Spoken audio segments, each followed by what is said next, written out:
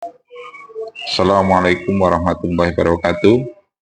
Salam sejahtera untuk para petani seluruh Indonesia. Hari ini hari yang kita tunggu-tunggu ya teman-teman sekalian. Tentunya hari ini hari puncak, hari kelima, sore hari, di mana setelah 5 hari masa isolasi daripada pupuk biosintetis yang kemarin kita gunakan sebagai decomposer atau starter untuk kita gunakan sebagai perombak daripada proses fermentasi daripada air cucian beras yang kita campurkan juga dengan molase. Tentunya teman-teman juga penasaran, ingin melihat bagaimana kondisinya. Mari kita. Nah, di hadapan saya ini tentunya teman-teman bisa lihat ya. Nah, ini adalah yang wadah yang kemarin kita gunakan.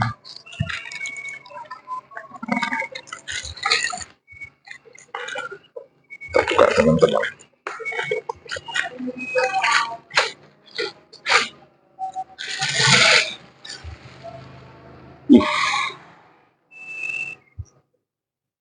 Aroma asamnya terlihat sekali ya teman-teman. Ini teman-teman, ingin saya sampaikan sedikit.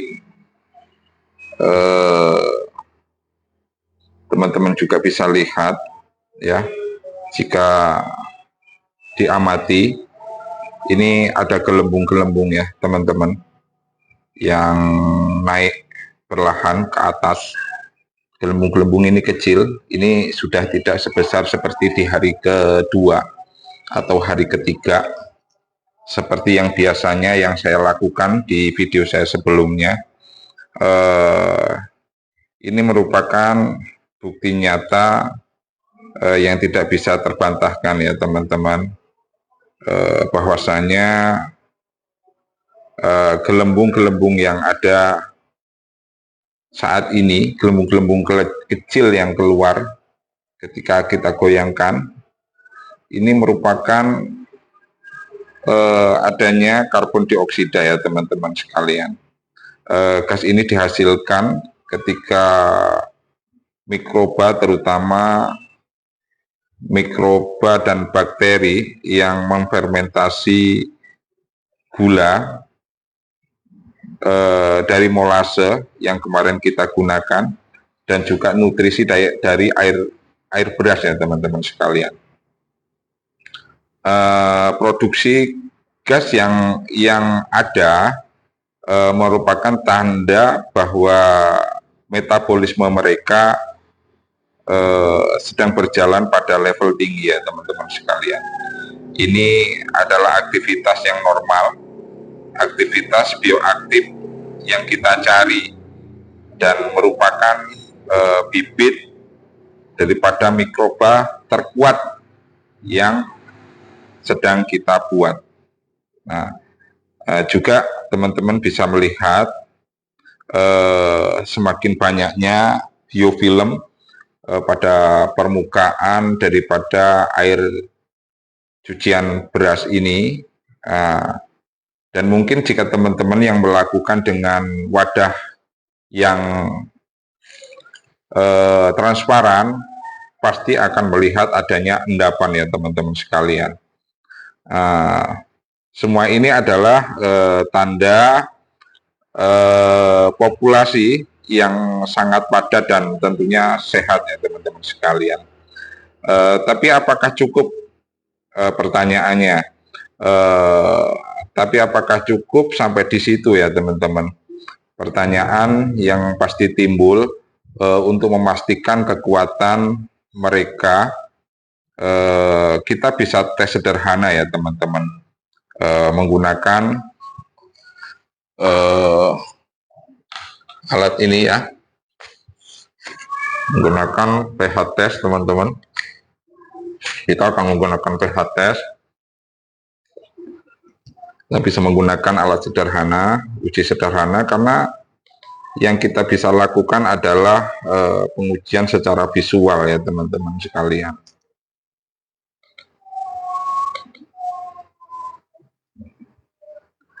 Nah, coba kita lihat untuk pH-nya sendiri teman-teman.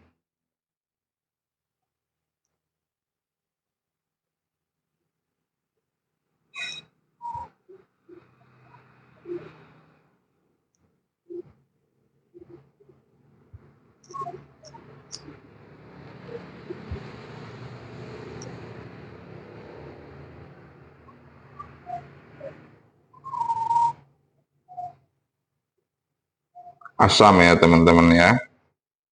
Nah, pH-nya ada di 4 ya teman-teman.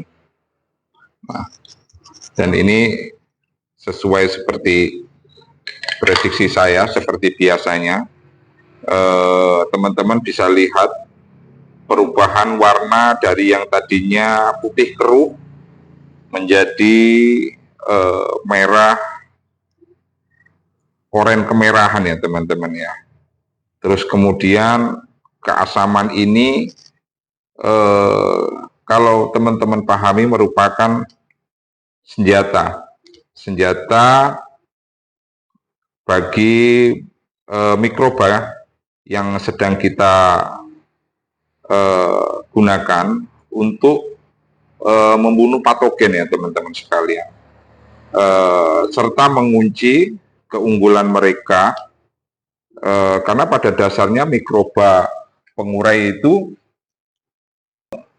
tidak suka dalam kondisi yang asam ya teman-teman sekalian. Teman-teman, terus kemudian untuk mendapatkan mikroba yang terkuat ya teman-teman ya, mikroba yang terkuat, kita harus melakukan seleksi berjenjang ya teman-teman. Nah tentunya teman-teman di sini lihat, saya sudah menyiapkan 2 botol yang nantinya ini akan saya ambil 2 liter dari hasil fermentasi kita selama 5 hari ini.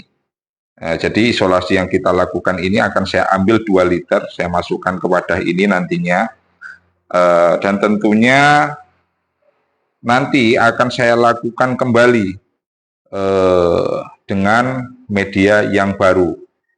Nah, dengan media yang baru. Ini kita tutup ya teman-teman biar enggak ini. Dengan media yang baru, dan tentunya kita sambil mempersiapkan alat pengaduk kita. Ini kebetulan baterainya tadi agak lowbat teman-teman, jadi kita perlu cas dulu, yang nantinya kita akan campurkan kotoran hewan yang kemarin saya sampaikan pada video sebelumnya. Teman-teman bisa lihat, ini kotoran hewan nanti akan saya campurkan setelah saya ambil 2 liter dari air yang kita buat ini teman-teman. Jadi kesimpulan apa yang kita dapat hari ini merupakan rangkaian panjang ya teman-teman, rangkaian panjang apa yang saya lakukan dari petani yang tadinya konsumtif terhadap produk-produk pabrik, kemudian menjadi petani yang produktif terhadap apa yang ada di sekitar kita, dengan memanfaatkan apa yang ada di sekitar kita. Teman-teman jika melihat video saya sebelumnya, bagaimana saya tadinya memperbanyak daripada produk yang saya beli, seperti produk-produk pupuk cair, kemudian saya perbanyak, kemudian saya gabungkan lagi dengan mikroba yang ada di sekitar kita, baik mikroba terkuat maupun mikroba komersial yang ada di pasaran, tentunya teman-teman sekalian, maupun mikroba yang ada di kebun kita, di sawah kita, di lingkungan kita semuanya. Nah, jadi kita sudah menjawab ya, apa yang menjadi keraguan teman-teman sekalian, apakah benar mikroorganisme aktif yang terdapat dalam pupuk biosintetis itu adalah benar-benar hidup. Hari ini sudah kita buktikan. Yang mana jika kemarin kita ambil langsung dari pupuk biosintetis yang kita buat setelah dalam setelah masa fermentasi 15 hari, dan hari ini kita gunakan, terbukti ya teman-teman ya, hal itu mampu mendekomposisi daripada material-material organik yang kita gunakan.